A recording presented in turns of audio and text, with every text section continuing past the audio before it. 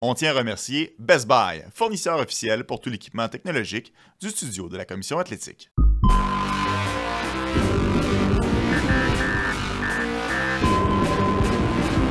Radar, le podcast. Avec Pierre Lebrun et Anthony Desaulniers. La date limite des transactions est maintenant chose du passé. On va débriefer tout ça avec Pierre Lebrun dans le podcast Radar cette semaine. Salut Pierre! Salut, comment ça va Anthony? Ça va bien. La vraie question, c'est comment ça va toi? Est-ce que tu sens un peu moins de pression sur les épaules? Parce que c'est une grosse période quand même que tu viens de traverser. Là. Ah ben écoute, c'est toujours soulageant après la date limite, c'est sûr. Mais comme je t'ai dit avant qu'on était en ondes, c'est encore meilleur le 2 juillet. C'est la meilleure journée de l'année dans ma maison. Oui, effectivement, là, tu peux vraiment décrocher pour une bonne période avant de reprendre les activités un peu plus tard, fin août, début septembre.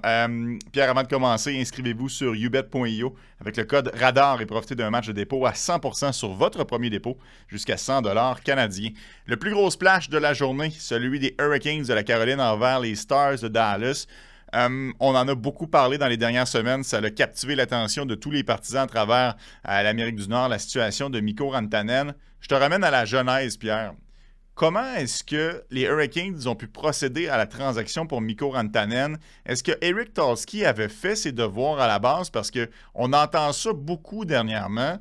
Tulsky n'aurait juste jamais dû transiger pour lui. Est-ce que tu peux nous dire comment est-ce que tout ça s'est passé? Pourquoi les Hurricanes ont fait l'acquisition de Mikko Rantanen en premier lieu? Ben, premièrement, j'ai demandé la question à Chris McFarland le 25 janvier, la journée après la première échange. J'ai demandé à Chris McFarland, est-ce que tu as donné la permission à certaines équipes de parler avec l'agent de Mikko Rantanen ou avec Mikko Rantanen directement avant de faire cet échange? Parce qu'évidemment, on n'avait pas vraiment entendu des grosses rumeurs que le fait que le Colorado voulait échanger Mikko Rantanen. Et ce que McFarland m'a dit dans l'entrevue que j'ai faite ce fois-là, c'est que non. Ils n'ont pas donné la permission aux équipes de parler avec Rantanen et son agent. Alors, qu'est-ce que ça dit? C'est que les Hurricanes ont pris une chance. Je pense que c'était une chance qu'ils avaient calculé qu'ils pensaient de pouvoir vendre Rantanen sur leur marché, sur le fait que son chum en haut était sur l'équipe. Ils pensaient dans 6 semaines de le convaincre de signer. Ils n'ont pas été capables. Ça n'a même pas mis proche. Je veux dire... ça m'a été confirmé que l'agent et Rantanen n'ont même pas répondu avec un autre offre quand ils sont fait donner l'offre de 12,5 millions par année fois 8 ans. Ils n'ont pas voulu négocier. Ils ne voulaient pas rester en Caroline. Ça ne veut pas dire que peut-être, au bout de la ligne, entre maintenant et le 1er juillet, peut-être qu'il n'aura pas changé d'idée. Mais on avait mis de la pression sur Rantanen de leur donner une réponse avant le vendredi dernier, le 7 mars. Puis il n'était pas prêt à leur donner une réponse. T'es pas prêt à signer avant le 7 mars, en tout cas. Ah, puis honnêtement, au final, il s'en sort quand même bien, Eric Tulsky, parce que dans cette journée complètement folle de la date limite des transactions, on pouvait surveiller ça de très près. Y aura-t-il prolongation de contrat quelque part? Parce que là, on sentait tranquillement qu'à gauche et à droite, les équipes se désistaient d'y aller d'un contrat à long terme. On aurait très bien pu se retrouver le bec à l'eau là, chez les Hurricanes. Oui. Puis même là, la signature entre Rantanen et les Stars n'a pas été trop smooth. Il y a eu des moments assez stressants pour les Stars de Dallas là-dedans. Les Stars de Dallas n'étaient pas prêts à aller plus haut que 12 millions par année. Et puis, à l'entour de 3-4 heures du matin, qu'est-ce qu'on demandait sur le côté de Rantanen et son agent Andy Scott? C'était 13 millions par année. Puis par le temps qu'on s'est rendu à 8 heures du matin vendredi, les deux côtés n'étaient pas sur la même page, puis l'échange n'était pas complet à cause de ça. Les Hurricanes ont commencé à aller parler à d'autres équipes qui avaient montré de l'intérêt, dont la Floride, Toronto, Vegas, etc., parce qu'ils ne pensaient pas de transiger avec Dallas à cause du fait que les Stars ne pouvaient pas signer Rantanen pendant plusieurs heures entre jeudi soir et vendredi. C'était des moments assez intéressants. Et c'est finalement Rantanen qui lui-même directement a dit « Je vais prendre le 12 millions par année ». Puis ça a sauvé la transaction avec les Stars de Dallas. Alors, c'était des événements assez intéressants.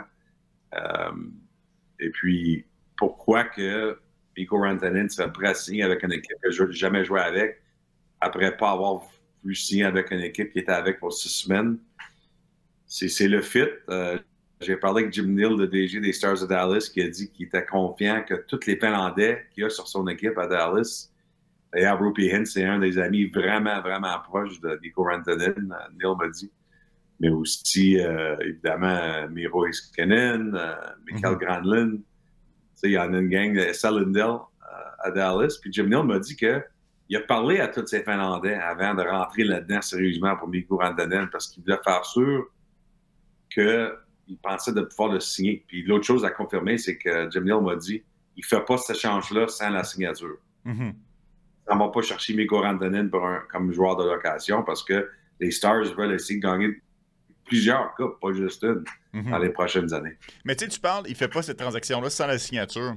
Si jamais Rantanen n'arrive pas à s'entendre avec personne, penses-tu qu'il reste un Hurricanes ou du côté de Tulski, on va le vendre à moins cher parce que là, au final, on veut quand même avoir un mini peu de retour sur l'investissement?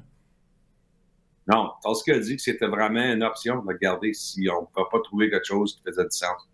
C'était absolument, ça faisait partie des options parce que, tu sais, l'idée, c'est d'essayer d'aller gagner une coupe avec lui, puis ensuite essayer de le signer jusqu'au 1er juillet, mais ils ont finalement trouvé quelque chose avec Dallas où tu as Stankoven au but de ça, 2 choix de première ronde, etc. Écoute, les Hurricanes ont quand même bien fait dans la qualité de leurs transactions, mais à long terme.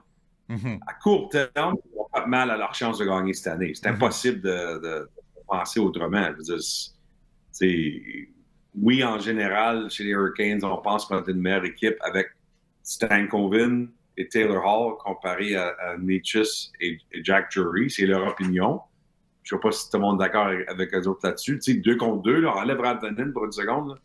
Mais Taylor Hall et Stankoven contre Necas et Drury, les Hurricanes croient qu'ils sont une meilleure équipe.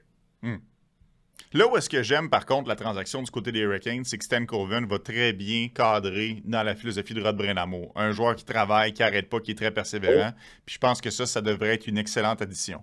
Il n'y avait pas juste Stankoven. Il y avait 2 choix de premier tour et 2 choix de troisième tour. De l'extérieur, et c'est beaucoup plus facile à dire de mon salon, Pierre, qu'au contrôle d'une équipe de la Ligue nationale de hockey. Moi, j'anticipais que Tulski allait se virer de bord et allait rééchanger ces choix-là pour aller chercher quelque chose. Est-ce que ça a été... Ne serait-ce que discuter, est-ce qu'il y a eu des pourparlers avec des équipes pour remettre immédiatement sur la table les premiers choix? Oui, c'est juste que je pense que, franchement, parce que la transaction avec les Stars a été tellement... il y a eu tellement de drames. On pensait qu'on avait une transaction à 2 h du matin, ensuite on n'avait pas 8 h du matin vendredi, ensuite finalement, ça s'est remis à l'entour de 13 h, 14 h vendredi. On n'a pas eu assez de temps chez les Hurricanes de se retourner de bord et d'aller chercher... Il y a eu des pourparlers avec d'autres équipes, c'est sûr. Mais à la fin de la journée, ils n'ont pas été capables de transiger. Alors, ça aussi, ça fait mal à leur chance pour cette saison. Mais j'ai l'impression que les choix de premier tour qui ont été cherchés, ça va être des choix peut-être qui vont aller mettre dans des transactions cet été, par exemple. Il n'y a pas de question qu'on veut aller rebâtir. À la fin de la journée, ils ont quand même fait une erreur. Il fallait savoir si tu étais pour le signer, selon moi, quand tu s'en vas le chercher le 24 janvier. Soit ça, ou tu es prêt à le perdre le 1er juillet, mais tu vas aller gagner une coupe avec des joueurs de location. Ça, c'est correct. Moi, j'aurais eu rien de mal avec ça. Mais évidemment, le propriétaire, Tom Dundon, ne voulait pas le perdre pour rien. Parce qu'évidemment, ils ont perdu Jake Guentzel pour rien en avant. Je trouve ça le fun que tu parles de Tom Dundon, parce que ce nom-là est revenu souvent dans les discussions dans les dernières semaines, comme quoi on lui en mettait... Tu sais, il y avait le dos large, Dundon. C'était peut-être lui qui faisait en sorte que ça fonctionnait moins que Rantanen. Mais hier, Brind'Amour a tenu des propos quand même assez intenses lorsqu'il a mentionné que Mikko Rantanen est le barquier en disant « Moi, les gars, je veux jouer pour 4 équipes, puis vous n'êtes pas une de ces 4-là. » Est-ce que ça t'a surpris d'entendre ces propos-là de la part de l'entraîneur-chef des Hurricanes? Ben, peut-être surpris qu'il l'a dit publiquement, mais pas surpris de l'information. Parce que, évidemment, c'est ce qu'on pensait avec nos recherches, qu'il y avait une certaine liste d'équipes. Puis la Caroline n'a pas une des équipes. Tu sais, il y a tellement de choses à regarder là-dedans. Dans mon texte que j'ai fait avec l'Athletic hier, j'ai fait des entrevues avec Chris McFarland, le DG de Colorado, et avec Jim Neal, comme j'ai mentionné, le DG de Dallas. Premièrement, tu as le fait que sais, comme Chris McFarland, on a comme ri ensemble, là, mais tu sais, il a quand même donné un bon commentaire dans mon texte. Chris McFarland, le 24 janvier, il ne pensait jamais que quand il a échangé Mikko Rantanen à Caroline le 24 janvier, que 6 semaines plus tard, Mikko Rantanen est dans sa division puis qu'il va le jouer en première ronde probablement. Exact. Écoute, c'est sûr qu'il ne pensait jamais que c'était possible. Un joueur de même, tu faire échanger 2 fois en 6 semaines, mais il y a tellement de respect pour Jim Neal. Ce sont des grands amis, Jim Neal et Chris McFarland. Des éloges de Chris McFarland au sujet de ce que Dallas ont fait, puis il comprend ce que Dallas font. Il faut quand même donner beaucoup de crédit à Chris McFarland cette année. Le DG qui a fait le plus de transactions dans la saison depuis le mois d'octobre. Je veux dire, il a changé ses 2 gardiens. Évidemment, l'échange de Rantanen où il était cherché, quand même, Martin Necas joue très bien depuis qu'il est arrivé en Colorado, un meilleur style de jeu avec Jared Bednar qu'il avait en Caroline. Mais aussi, il a cherché un défenseur robuste en Ryan Lindgren. Ensuite, Brock Nelson, vraiment le numéro 2 sur toutes les listes avant la date limite, après Rantanen. Et finalement, Charlie Coyle, parfait pour leur 3e ligne. Alors, ça a été toute une saison de transactions pour Chris McFarland qui m'a dit que c'était pas son plan au mois de septembre de transiger un tiers de son équipe par le 7 mars, mais il y a eu des circonstances, des blessures. Évidemment, on s'est rendu compte, on pensait pas peut-être de signer Rantanen. Il y a tellement de choses qui ont comme forcé les choses, puis tu sais, un manque de confiance en Georgiev, leur gardien, alors ça a forcé des changements de gardien. Alors, c'est vraiment incroyable comment agressif Chris McFarland a été. Puis d'ailleurs, Jim Neal, qui a fait les éloges de l'autre côté pour dire que c'est très rare dans l'époque du plafond salarial qu'une équipe peut transiger tellement souvent à l'intérieur d'une saison. Oui, OK, au mois de juin, au mois de juillet. Ouais. Mais de faire ça au mois d'octobre et le 7 mars, c'est quasiment incroyable ce que Colorado ont fait. Alors, puis d'ailleurs, ils jouent bien là, depuis un bout de temps. Là, fait que, mais l'autre chose aussi, c'est que les deux m'ont dit le fait qu'ils vont probablement se confronter en première ronde, c'est incroyable. Je veux dire, c'est une série de qualité de conférence de finale. Mais à cause de la saison incroyable des Jets de Winnipeg, ça va être Colorado ou Dallas, probablement, parce que le Wild, avec leurs blessures, commence à descendre. Alors, c'est vraiment... Après toutes les transactions que les 2 équipes ont faites, puis il ne faut pas oublier Granlund et Cody Ceci du côté de Dallas, il y a une de ces 2 équipes-là qui s'en a chez eux avant la fin d'avril. Oui, ça, c'est malheureusement la réalité du système présentement dans la Ligue nationale de hockey. Puis ce sera la même chose dans l'Atlantique, mais on va y revenir dans quelques instants. Pierre, tu parlais de transactions importantes, plusieurs transactions structurantes aussi, des transactions au hockey avec l'Avalanche du Colorado. C'est une chose de faire des transactions pour des choix.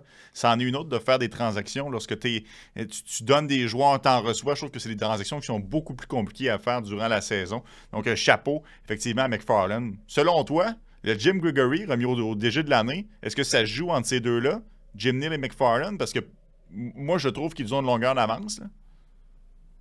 Oui, peut-être Bill Zito encore une fois, avec lui aussi, avec ce qu'il a fait. Il y a eu Brad Marchand quasiment pour gratuit, puis Seth Jones réduit de salaire. Mais on verra, parce que ce qui est intéressant, c'est que les DG votent sur le Jim Gregory après la 2e ronde. Je trouve ça un peu... je l'ai déjà dit à l'International, je trouve ça ça fait pas de sens. Tu votes sur le DG de l'année quand il reste 4 équipes. C'est quasiment tout le monde, toujours au moins 2 des 4, sinon 3 des 4 des équipes qui sont nominées pour DG de l'année. Fait que c'est un peu bizarre qu'on fait pas comme les autres trophées où on vote après la saison régulière au lieu. En tout cas, fait que ce que je te dis, c'est que tu me demandes la question maintenant. La réalité, c'est qu'on va le savoir pendant le temps qu'on sera en finale de la conférence. Ça va être pas mal. Qui gagne entre Dallas et Colorado va probablement influencer le vote entre Jim Neal et Chris McFarland, premièrement. C'est sûr. Si les Blue Jackets de Columbus sont capables de faire les séries, est-ce que Don Waddell va avoir des votes? Fait que je pense qu'il y a des situations assez intéressantes de ce côté-là. Oui, mais c'est parce que toi, Pierre, tu es un expert. Tu n'as pas besoin d'attendre la 2e ronde des séries. Tu peux me répondre tout de suite. C'est pour ça que je te la posais tout de suite.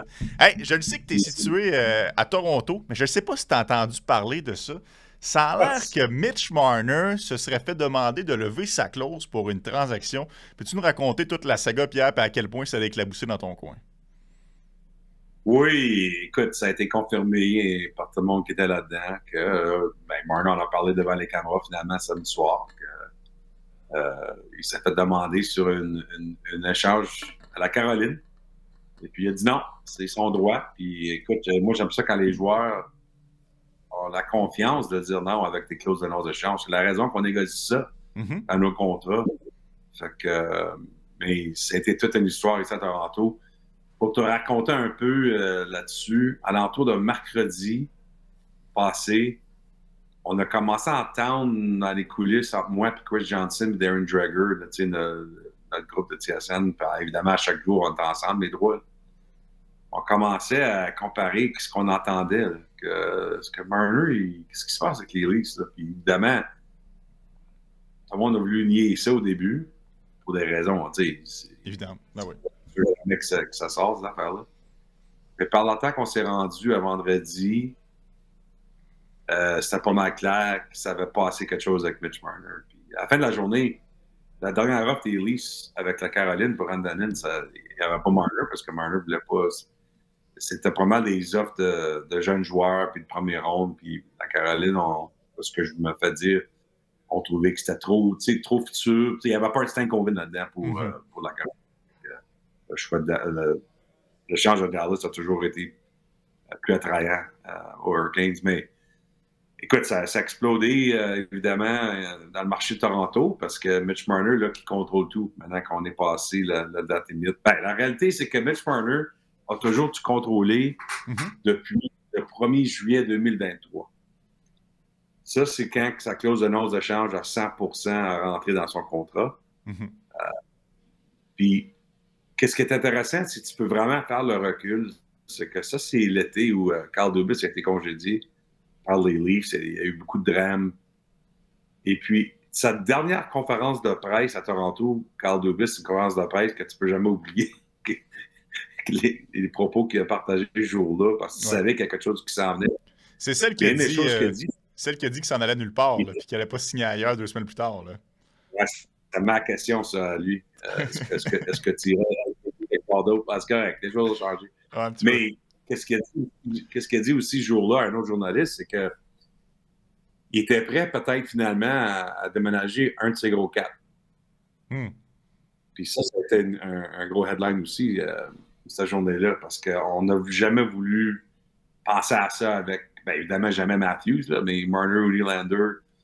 Fait que ça a fait jaser pendant plusieurs jours aussi, parce que c'était sa première déclaration depuis qu'il était déjà à Toronto, qu'il serait peut-être prêt à échanger soit Marner ou Nylander.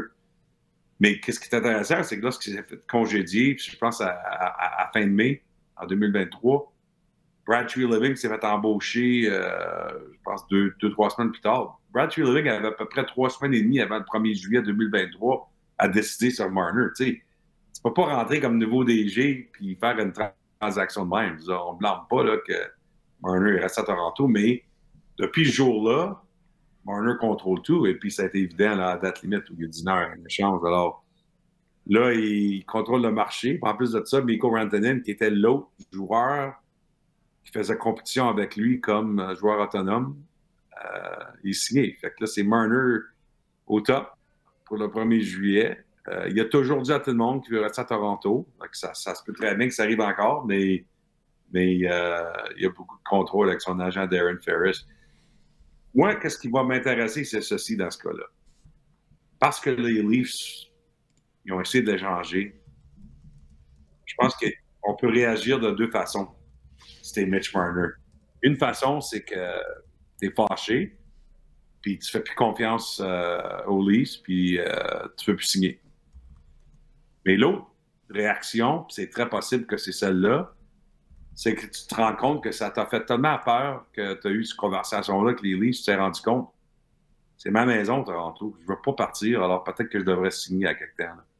Fait que c'est ça les 2 réactions qui sont, je pense, sont évidentes. Mais quel qui va choisir, on verra bien. Moi, je trouve que, personnellement, là, je trouve que c'est une réaction un peu exagérée de la part de tout le monde. T'sais, ça doit pas être le premier joueur qui se fait demander « Serais-tu intéressé à lever ta clause d'un échange? » C'est juste parce que cette fois-ci, c'est public. Cette fois-ci, c'est avec un joueur hyper, on s'entend, une méga vedette, et surtout dans le marché de Toronto, où est-ce que chaque chose prend un peu plus d'ampleur. Mais il me semble que c'est des choses qui doivent être assez fréquentes, ou je suis naïf, Pierre, mais c'est pas le premier joueur qui se fait dire « Tu lèverais-tu ta clause? » Non, non, ça arrive absolument. En fait, Lightning avait eu une conversation. Je pense pas qu'il y avait un offre devant eux, là, mais Lightning, après qu'ils ont gagné leur première des 2 coupes d'affilée en 2020, j'avais fait des reportages là-dessus. Lightning avait eu la conversation avec Steven Stamkos dans le temps. Est-ce que tu serais ouvert peut-être à un échange? Puis la réponse a été non. Fait que ça arrive, c'est sûr. Mais ça aussi, par exemple, ça peut être cette conversation-là entre Stamkos et Lightning. Ça a commencé peut-être une relation qui était un peu plus shaky là, au bout de la ligne. On a vu ce qui est arrivé l'été passé. Fait que ça, je veux dire, là, des fois, quand des choses de loin se passent. Mais la raison, peut-être, c'est moins apprécié au Québec ou au restant du Canada, mais ici à Toronto, une des raisons, je pense, à exploser comme histoire, c'est que c'est Mitch Marner qui prend pas mal la plupart qui se fait critiquer le plus parmi les partisans des Leafs. À chaque fois qu'ils perdent dans les séries éliminatoires. Puis une des raisons, c'est qu'il ne produit pas au niveau qu'il devrait produire en général. Puis c'est vraiment lui là, qui en mange. Puis tu sais, c'est le gars de Toronto. Peut-être que ça fait partie de ça aussi. Là. Mais je pense que c'est cette raison-là là, que c'est tellement émotif quand tu vois les commentaires des partisans des Leafs sur qu'est-ce qui se passe depuis samedi. Je pense que ça répondrait à ta question. Ouais. Et hier, il a répondu à ça avec un bête revirement en début de match. Je ne sais pas si tu as vu la rencontre. Passe du revers à l'aveuglette directement sur la palette d'un joueur de Utah. Heureusement, ils n'ont pas marqué. Heureusement pour Marner. Et finalement, Marner a marqué le but gagnant en tir de barrage. Ce sera toute une histoire à surveiller d'ici à la fin de la saison. Mitch Marner, s'entendra-t-il, s'entendra-t-il pas? Ça ferait mal aux Leafs, honnêtement. Là. Rappelle un peu la situation de John Tavares avec les Islanders il y a quelques années. De perdre un joueur de ce calibre-là pour rien à l'autonomie. Le Lightning, tu parlais de Stamkos, le Lightning a passé bien près il y a quelques saisons et finalement, il avait décidé de poursuivre l'aventure avec Tampa Bay. Hâte de voir si Marner va... Si tu avais un petit 2$ à mettre là, sur ubet.io, là où on a les meilleures cotes dans la Ligue nationale de hockey, tous les paris sont disponibles sur ubet.io, penses-tu que Marner sera encore un Maple Leafs à l'automne prochain? Moi, je pense probablement qu'il signe, mais je dis pas ça avec beaucoup de confiance. Je dirais que c'est comme 60-40. Là. Parce que qu'est-ce qui se passe dans la série éliminatoire ce printemps va répondre beaucoup de la question des deux côtés, je pense. Fait que c'est très difficile de répondre ça aujourd'hui parce que moi, je crois fortement que si les Leafs s'écrasent encore une fois en première ronde, si Marner a de la misère, ça peut influencer qu'est-ce qui se passe. Mais si les Leafs gagnent 2 rondes, Marner va bien, ça peut aider les choses. Je pense vraiment là, que les séries éliminatoires vont avoir une influence réelle sur ce qui se passe avec ça. Ah, ça, c'est sûr et certain. Tu nous as parlé de Toronto parce que c'est sorti public. Treliving en a parlé, Marner en a parlé. Ça a été bien documenté que Toronto était dans le derby Rantanen. Est-ce qu'il y avait d'autres équipes, Pierre, qui ont déposé des offres concrètes sur la table? Et si oui, est-ce qu'il y avait des joueurs qui étaient supérieurs à Logan Stankoven qui ont été offerts, mais qui n'avaient pas nécessairement le reste de la compensation? Ouais. Écoute, je pense que je vais mentionner les équipes, je pense qu'ils ont pas mal sorti. Ensuite, je vais aller des équipes qui surprennent. Les équipes que je pense que les gens savaient, la Floride a tout essayé. Puis en fait, selon mes informations, les Panthers, non seulement se sont essayés la semaine passée sur Rantanen, se sont essayés à l'origine au mois de janvier avec Colorado sur Rantanen. Alors, ça faisait 2 fois là, que les Panthers, c'est pas surprenant, Bill Zito s'est essayé là-dedans. Ouais, son chum, exactement. Ensuite, Los Angeles et Vegas aussi se sont essayés. On a parlé de Toronto. Bon, ça, c'est le groupe que les gens savaient pas mal, là, à part que Dallas. Les équipes qui m'ont surpris, ça m'a été confirmé samedi et dimanche, qui ont essayé de rentrer là-dedans avec des offres. Utah. Les Flames de Calgary. Ah, ouais. Et les Ducks d'Anaheim, parmi les autres équipes qui ont essayé de rentrer là-dedans.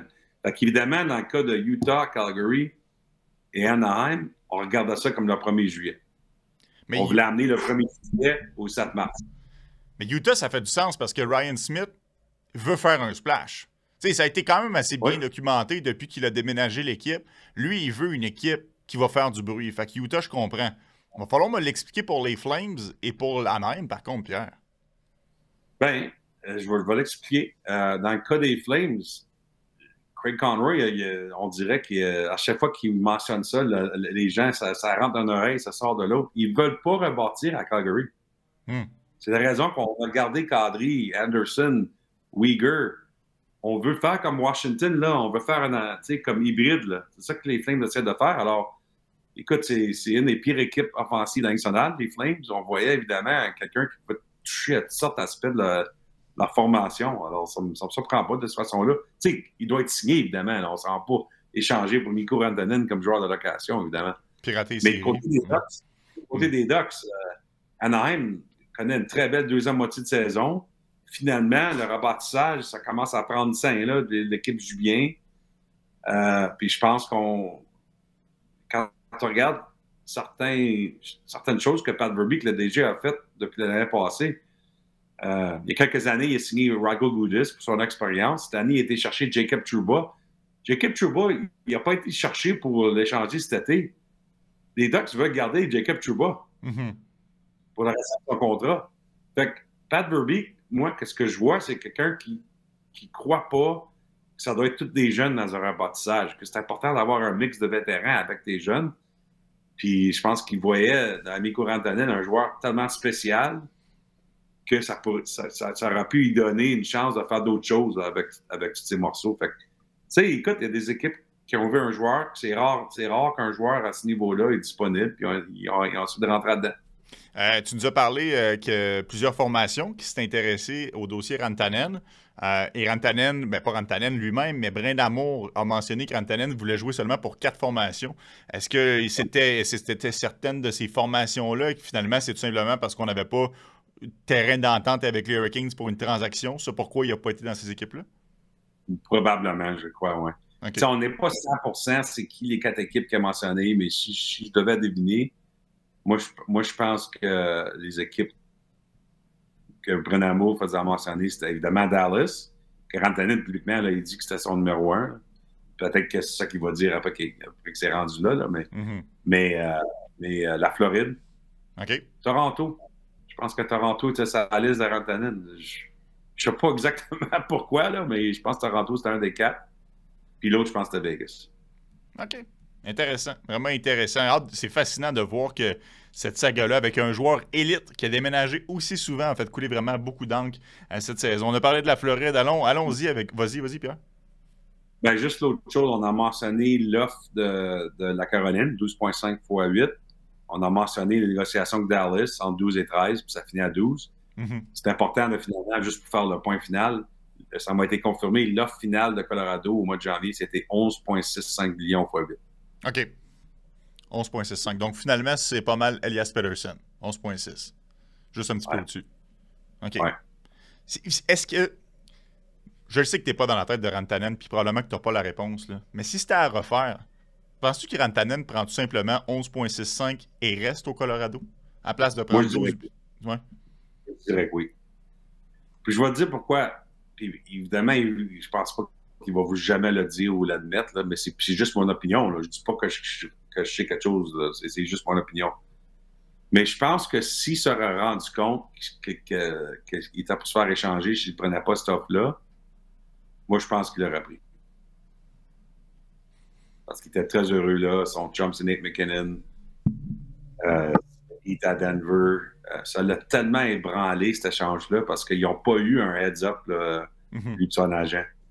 Puis je pense qu'il y a une raison que ça fait mal aux Hurricanes d'une façon, là, qui était tellement ébranlé quand il est arrivé là. Puis, il n'était pas dans une bonne place, je pense, mentalement. Puis ses 2 derniers matchs avec les Hurricanes, il était invisible. Ouais. Il va vraiment voir que tout ça pesait sur lui. Là. Alors, moi, je pense que s'il savait à 100% qu'il était pu se faire échanger, qu'il l'aurait signé. Parce qu'il était un peu dans les tactiques de négociation au final. Essayait de faire, de se laisser désirer, pas montrer trop d'intérêt, faire plier l'Avalanche. Et finalement, l'Avalanche a calé son bluff et ils l'ont échangé avec les Hurricanes. Et là, il a été pris de court. Au final, c'est un peu ça qui est arrivé. Ben, puis je sais, moi, que sur le côté de Rantanen, son agent, eux autres pensaient qu'il y avait jusqu'au 1er juillet pour continuer de négocier puis d'essayer de trouver une façon. Si tu te rappelles, le capitaine Gabriel Landeskog, ça avait été une négociation assez mouvementée aussi.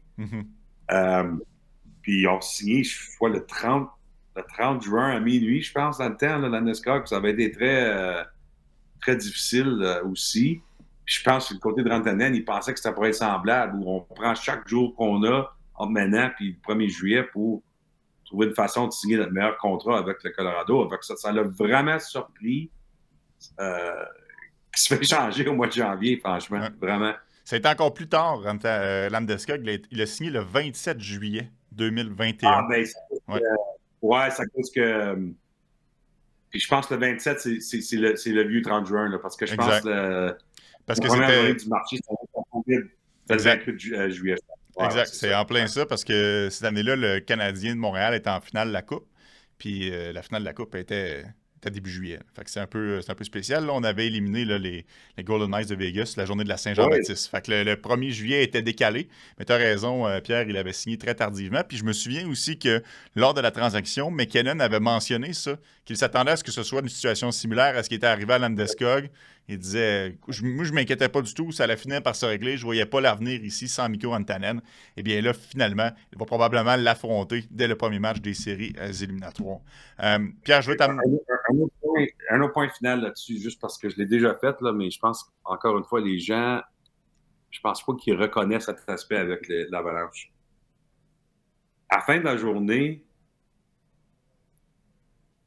il y a un certain prix que l'Avalanche ont mis sur Rantanen parce qu'ils doivent signer Cale Makar dans 2 ans.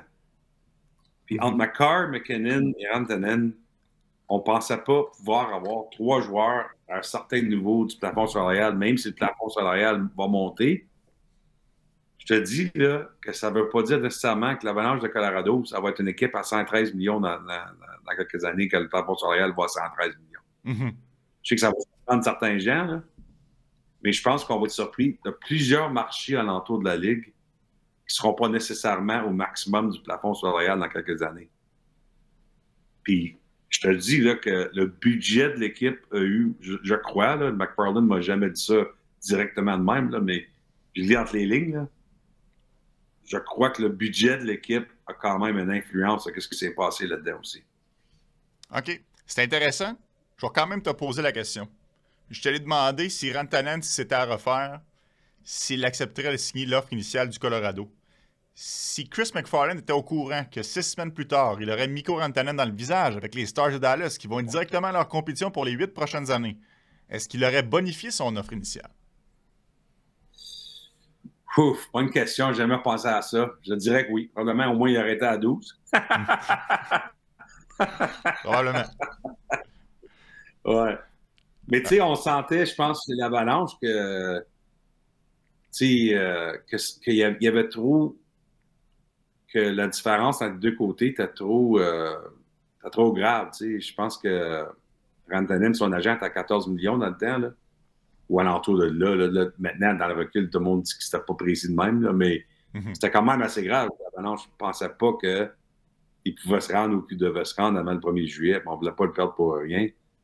Puis encore une fois, je vais mentionner encore une fois, l'Avalanche ne voulait pas payer Rantanen plus que le 12,5 que Nathan McKinnon fait présentement. Tu sois d'accord avec ça ou non, là?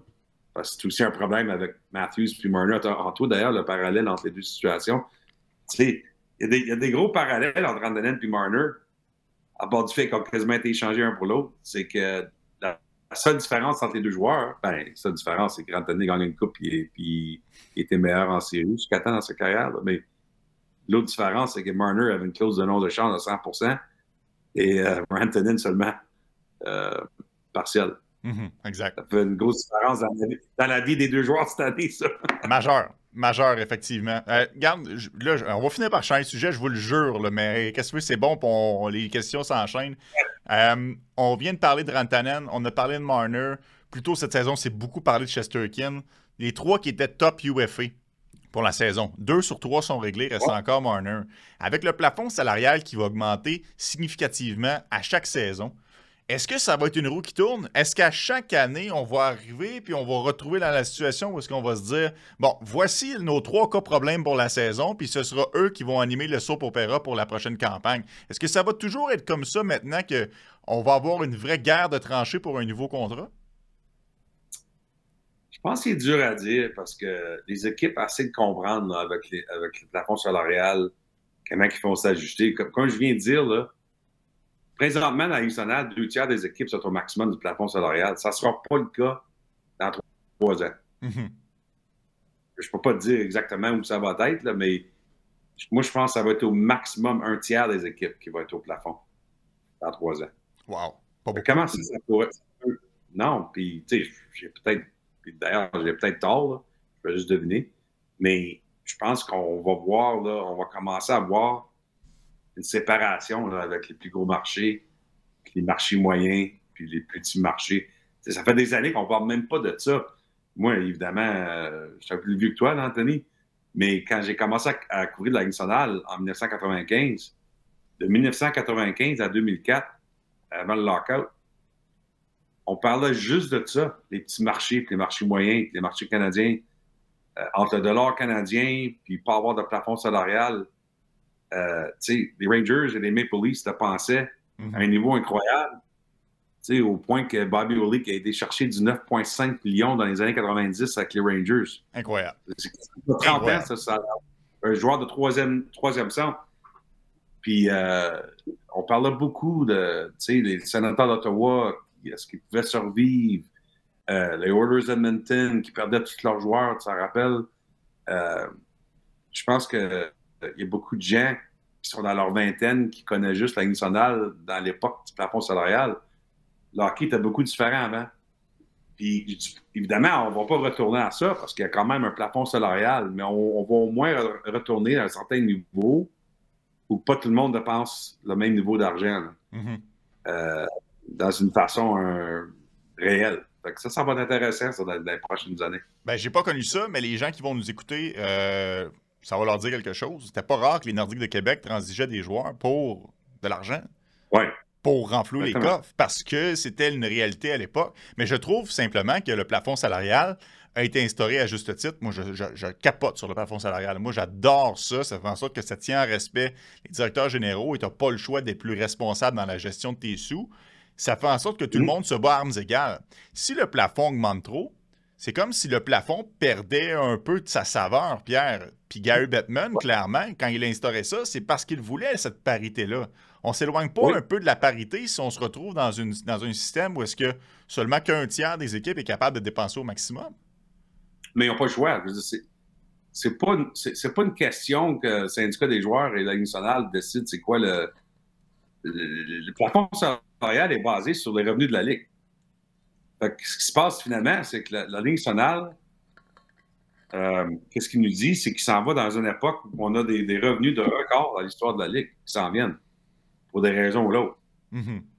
Bon, je dis ça par exemple avec un astérix parce que qu'est-ce qui se passe dans la vie politique entre les États-Unis et le Canada, puis peut-être des impacts économiques sur les économies. Gary Bettman lui-même en a parlé récemment avec les tarifs. Fait que peut-être que tout à coup, qu'est-ce qu'on pensait d'avoir comme revenu dans la Ligue nationale va être affecté par des choses qu'on ne contrôle pas dans la vie. Là. Fait que ça aussi, quand même, là-dedans. Là. Mais en général, la raison qu'on a annoncé les nouveaux plafonds salariales, c'est parce que le plafond salarial a été gelé pendant plusieurs années à cause de la COVID. On devrait être déjà à 5 millions dans la Ligue nationale. S'il n'y aura pas eu de COVID. S'il n'y aura pas eu de pandémie, là, on serait déjà à 5 millions dans la Ligue nationale sur les revenus qui, naturellement, continuent d'être plus en plus haut à chaque année. Puis le plafond salarial qui continue à monter chaque année. On a gelé le plafond salarial pendant 3-4 ans. Fait que ça n'a pas été naturel, ça. Fait que ce qui se passe maintenant, c'est comme la Ligue nationale essaie de rattraper. Oui, c'est ça. Oui, c'est ça. Exact. Non, ça fait beaucoup de sens, puis je comprends que c'est un calcul. J'ai hâte de voir quand même comment tout ça va évoluer dans les prochaines années, parce qu'il y a peut-être des équipes qui vont devoir courir après leur argent. Comme si c'est votre cas, courir après votre argent ou après des remplaçants. L'application League2Go va s'occuper de tout sur le terrain, sur l'application League2Go, et vous allez pouvoir vous concentrer sur le reste. Bon, allons-y là, avec Brad Marchand et les Panthers de la Floride. C'est une transaction qui est survenue dans les dernières minutes avant que le marché se termine. La plupart des auditeurs qui regardaient ça sur les différentes chaînes télé ou encore ici à la radio, à BPM Sport, ont été très, très surpris de la transaction Marchand. Toi, Pierre, c'est bien connu, tu es dans le secret des dieux, tu parles avec les DG, tu parles avec les agents. Est-ce que c'est une transaction qui t'a pris par surprise? Et sinon, à partir de quel moment Tu as commencé Ouais. à entendre des bribes là, que Marchand pouvait changer d'adresse. Ouais. Fait que ça m'a pas surpris à la fin de la journée, justement, à cause qu'on commençait à entendre ce qui se passait à l'entour de la Ligue. Ça a commencé jeudi matin. Alors, le jour avant, oui, jeudi? Oui, jeudi matin, excuse, dans toutes mes journées. Là. Mais je te dirais, à peu près 36 heures avant la date limite. J'ai reçu un appel. Et puis, qu'est-ce qui m'a été indiqué, c'est que les Bruins commençaient agressivement à regarder au marché des transactions pour Brad Marchand. Dans le recul, qu'est-ce que j'ai appris aussi, c'est pour ça qu'on a commencé à faire des reportages là-dessus jeudi soir sur Insider Trading, sur TSN. Là. Mais dans le recul aussi, j'ai appris que Brad Marchand, lui-même, personnellement, comme capitaine, a rentré dans le bureau de Camille et de Don Sweeney mercredi, le jour avant. Et puis, il a dit je suis prêt là, d'en prendre moins, je veux signer, je veux rester.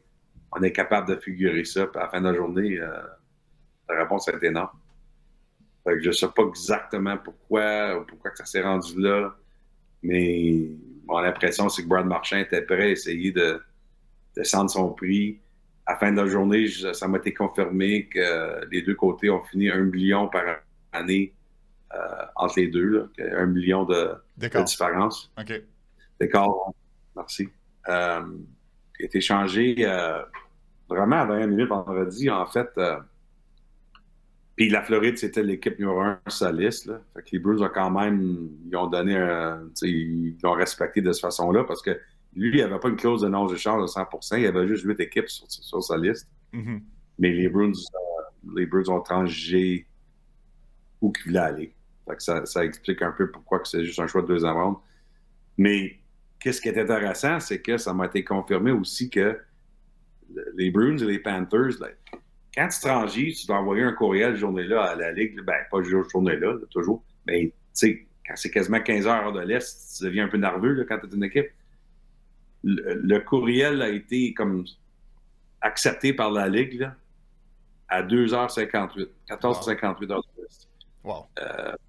Fait que ça a été vraiment dans la minute. Il y a eu, comme je te dis, des efforts dans les derniers jours d'essayer de signer, mais il n'a pas signé, puis il s'est fait transiger. Puis écoute, je pense qu'il a fait vraiment mal au cœur. Mais, tu sais, les Bruins ont fait des décisions difficiles. Ils ont décidé de rebâtir.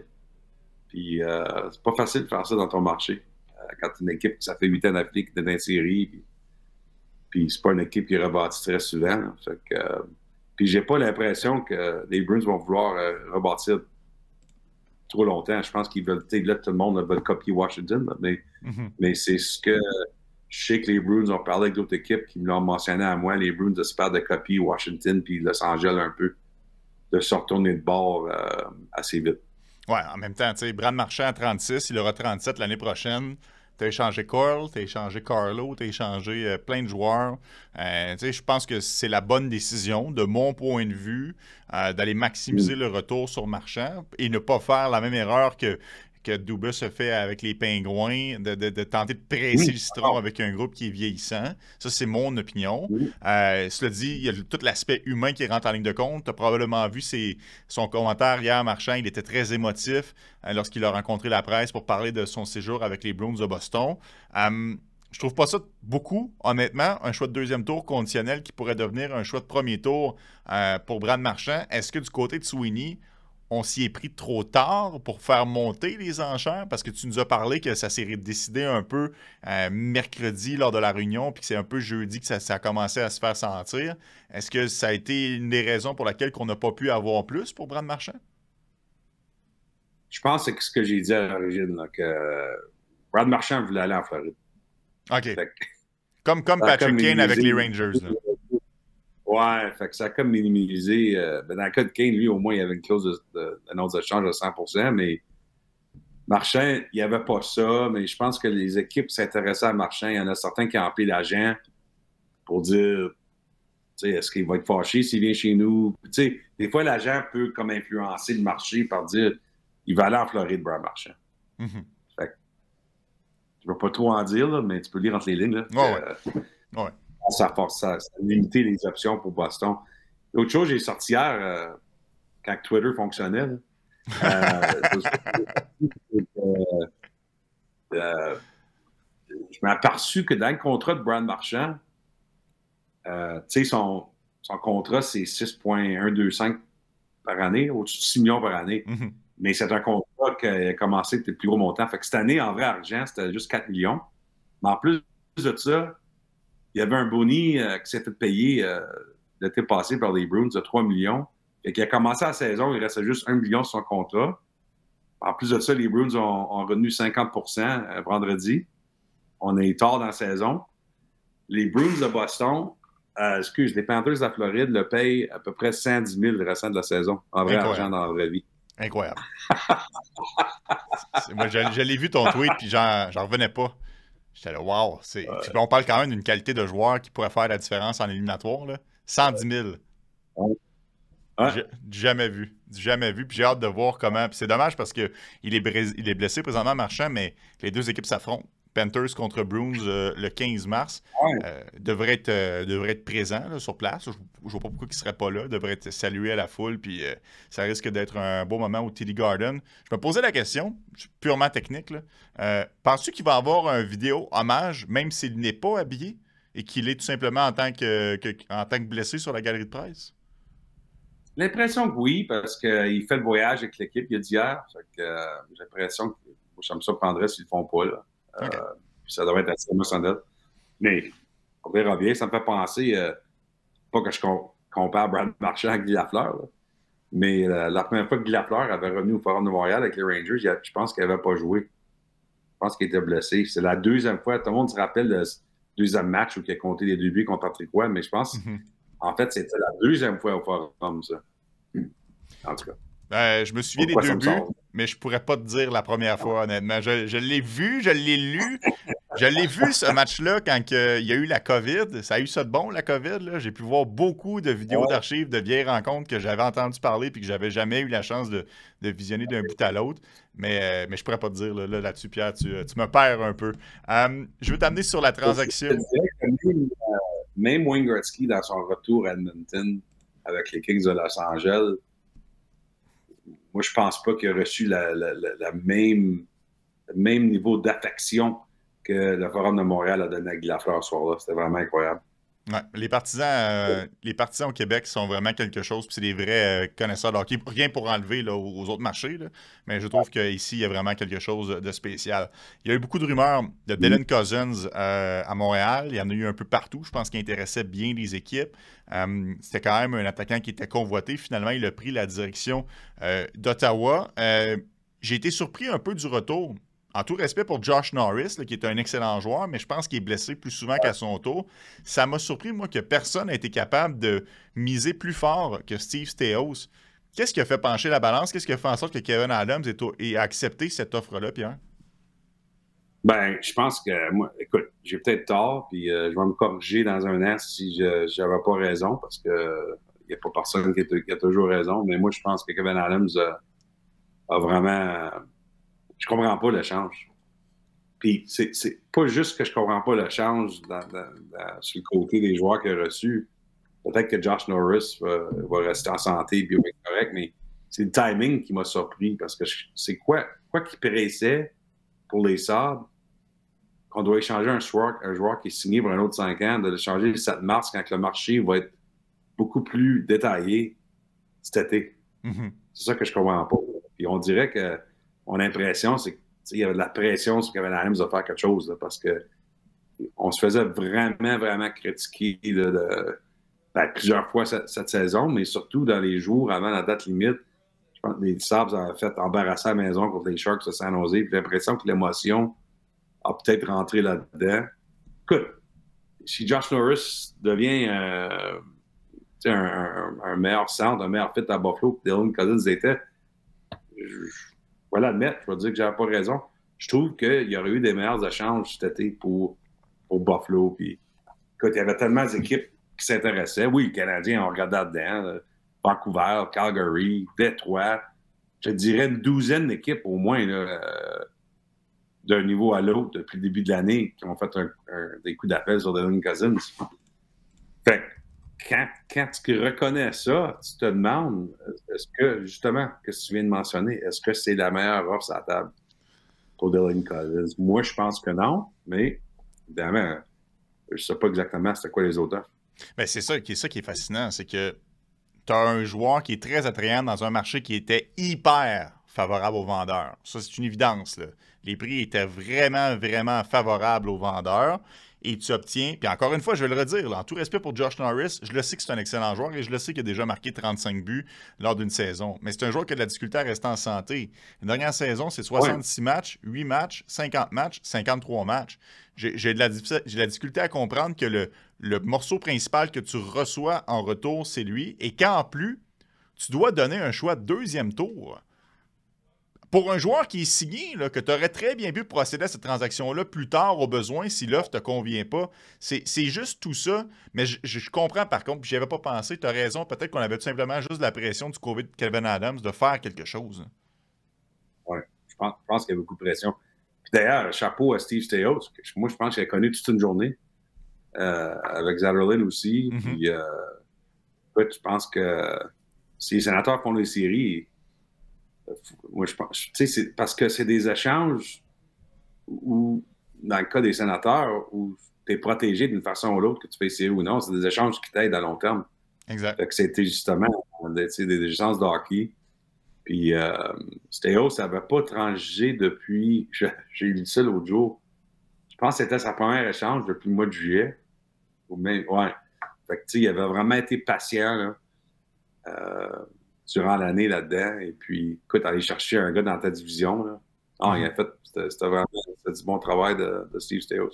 Oui, puis tu sais, il a donné des joueurs intéressants. Là, Bernard Docker, c'est pas un mauvais joueur. Puis tu sais, Stapchuk est capable de jouer dans la ligue, mais c'est pas le. Puis Josh Norris, c'est un excellent centre. Je vais le redire une troisième fois pour être sûr que le monde comprenne bien, mais j'ai pas l'impression qu'on s'est déculotté du côté des sénateurs d'Ottawa. Puis effectivement, on s'est amélioré à court et à long terme.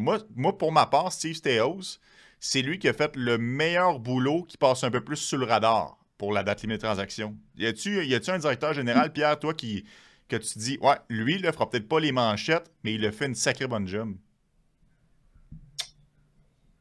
Ouf. Ben écoute, je vais dire Bill Armstrong, puis tu vas être surpris parce que Utah, ils n'ont même pas transigé, mais qu'est-ce qu'ils ont fait? C'est qu'ils ont signé tous leurs joueurs de location pour enlever presque tout le monde à part que Bukestad, mais c'était des contrats aussi assez modérés. C'était pas des gros contrats, tu sais, d'aller signer ton gardien numéro 1, Karel Vejmelka, pour moins que 5 millions par année, quand tous les autres nouveaux contrats de gardiens sont au nord de 5 millions. J'ai trouvé que c'était du bon travail de Bill Armstrong. Ça a comme donné un vent à son équipe aussi, là, on a gardé les joueurs qui avaient des contrats qui se terminaient, puis on reste dans la course. Je pense que c'était une belle histoire, ça, à Utah. Oui, puis on a réussi à arracher un point hier alors qu'on tirait de l'arrière 3-0 contre les Leafs. On est revenu. T'as-tu vu le combat Simon Benoît Kesselring, que Benoît est allé faire un Superman Punch? C'était quelque chose. On appelle ça le BXA. Le BXA, exact. Kevin BXA faisait toujours ça quand il... Ben, toujours. Il l'a fait quelques fois, là, mais il en a parlé souvent à Hockey Night durant les années. Mais, c'était tout un coup de Simon Benoît, qui d'ailleurs s'est fait voler un but juste avant ça. Je ne sais pas pourquoi ils ont donné le but à Steven Lorentz, mais on pensait que c'était le premier but de Benoît en 90 matchs. Ouais, la rondelle qui a dévié à quelques occasions. D'ailleurs, André Tourigny n'était pas très content. Je ne sais pas si tu as vu sur les séquences. Là, il semblait en avoir long à dire. Parce que si tu donnes le but à Lawrence, son bâton de même, Steven Lawrence.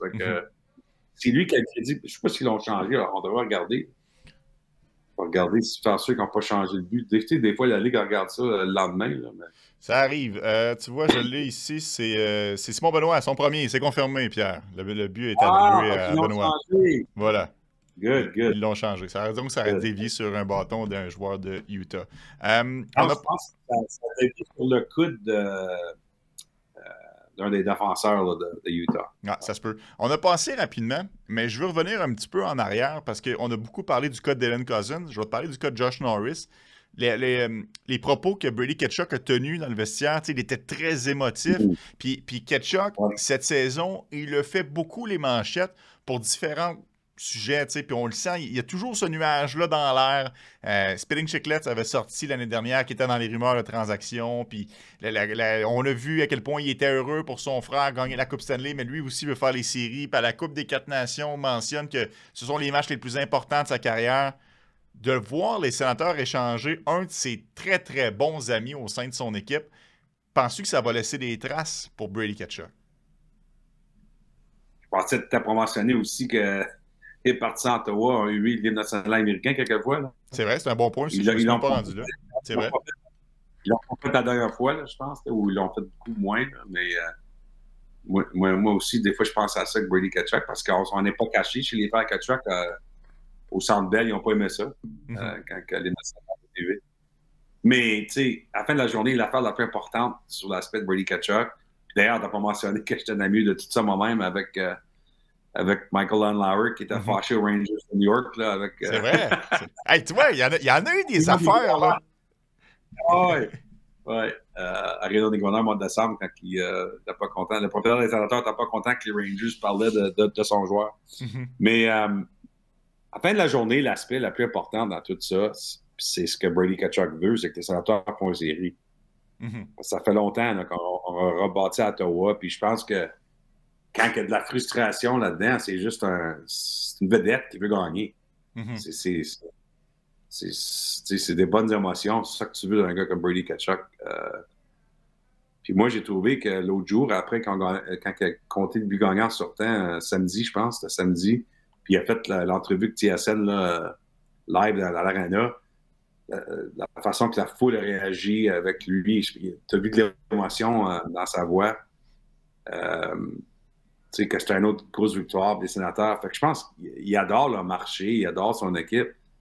Mais c'est sûr que si c'est une équipe qui ne peut pas se mettre sa bonne voie, écoute, c'est pas juste Brady Tkachuk, ça peut être n'importe qui. C'est sûr que les grosses vedettes veulent jouer dans les séries éliminatoires. Fait que, c'est à suivre. Moi, je pense qu'il est heureux présentement. Mais on verra où ça va. Oui, on va continuer à suivre ça pour les partisans des Sénateurs qui nous écoutent présentement. Ça a été des vrais commentaires. Puis moi, c'est ce que j'aime quand on ne sort pas nécessairement la cassette, mais qu'on s'adresse vraiment à ce qu'on pense et c'est ce qu'on communique aux médias.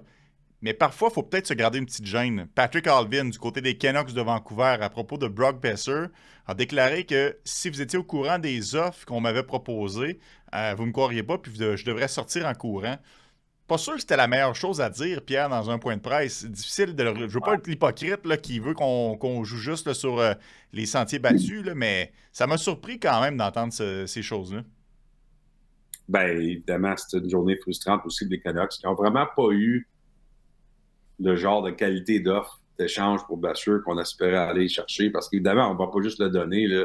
On est dans une course de série. Les Canucks ont la chance de faire une série éliminatoire. Fait qu'on était juste pour l'échanger s'il y avait quelque chose qui faisait du sens pour quand même aider l'équipe. Puis ça n'a vraiment pas été là. Fait que je pense que ça a été frustrant pour eux autres. Fait que je pense que l'émotion dans le moment aussi, peut-être c'est pris avec Allvin. Mais c'est vrai, les Canucks ont fait des offres assez sérieuses à son sujet. Puis c'est son droit, comme Mitch Marner, pas encore signé. Dans le cas de Boeser, moi, je pense que je vais être surpris s'il signe. Je pense que le fait qu'il n'ait pas signé jusqu'à temps, c'est parce que lui, dans son cas, je pense que ça va marcher. On verra bien. Tu sais, Vancouver, il y a tellement d'éléments à essayer de figurer avant la fin de la saison. J'en ai déjà parlé, je pense, ici sur le podcast, mais Rick Tocchet, son contrat, se termine à la fin de la saison. Puis c'est lui qui a gagné Jack Adams l'année passée. Je sais pas. Je veux dire, est-ce que Rick Tocchet va vouloir revenir? On verra bien. Fait que il y a des choses encore à figurer à Vancouver avant la fin de la saison. Il va falloir un jour prendre le temps de s'asseoir et de regarder la saison 2024-2025 des Canucks de Vancouver. Une équipe qui aurait dû se battre pour la Coupe Stanley. Et finalement, ça sera peut-être le début d'une nouvelle ère avec cette franchise-là parce qu'on n'aura pas le choix. On va avoir des gros points d'interrogation qui s'en viennent et ça va faire la différence pour la prochaine décennie. Ça, j'ai pas de doute là-dessus. Pierre, un petit sujet avant que je te laisse aller. Aaron Ekblad, suspendu 20 matchs pour dopage dans la Ligue nationale de hockey. C'est extrêmement rare que ça arrive, si bien que moi, je pensais que volontairement, on fermait les yeux du côté de la Ligue au niveau du dopage. J'ai été quand même surpris à ce niveau-là. Veux-tu faire un commentaire là-dessus? Sinon, je m'en vais sur mon question. Ben, écoute, moi, je crois Aaron Ekblad. Tu as vu ses déclarations après le fait, c'est très détaillé comme explication d'Aaron Ekblad. Il revenait d'une blessure, puis il a pris quelque chose qu'il pensait que c'était correct pour l'aider pendant qu'il faisait qu'il revenait de sa blessure. Je pense que ça arrive souvent. C'est juste que la plupart du temps, c'est correct que les joueurs prennent. Fait, moi, je pense pas que ça à la fin de la journée. En fait, fin du monde, Nate Schmidt, c'était le dernier joueur à avoir le même genre de suspension pour la même infraction en 2018. Puis Nate Schmidt, on va être d'accord. Il n'y a pas personne qui pense que... Non. ça arrive des fois, ces affaires-là. Fait que, évidemment, il se sent mal. Il va manquer les 2 premiers matchs des séries éliminatoires. C'est ça vraiment qui fait le plus mal. Là. Mais à la fin de la journée, les Panthers regardent ça comme une blessure. Là, des fois, il y a des choses qui se passent. Il faut que tu trouves une façon d'aller à travers de ça. Cependant, cette blessure-là, auquel il fait référence, parce qu'en regardant juste les matchs qu'il a joués, c'est assez simple, ça date de janvier. Pourquoi est-ce que ça sort aujourd'hui en date du 10/11 mars? Et pourquoi est-ce que... Mais pas pourquoi. Est-ce que c'est une coïncidence que les Panthers ont fait l'acquisition de Seth Jones, un défenseur droitier, la semaine dernière? Est-ce qu'on était au courant que ça s'en venait et qu'on s'est préparé à ça? Ou c'est juste un hasard, Pierre? Je pense que c'est un hasard, oui. Parce que, la Ligue et le syndicat des joueurs, lorsqu'ils ont toutes fait leur étape avec ces choses-là, là, ça sort. Je veux dire, la Ligue et le syndicat des joueurs ne vont pas vouloir faire un délai sur quelque chose de même là, pour aider une équipe avec la date limite d'aucune façon.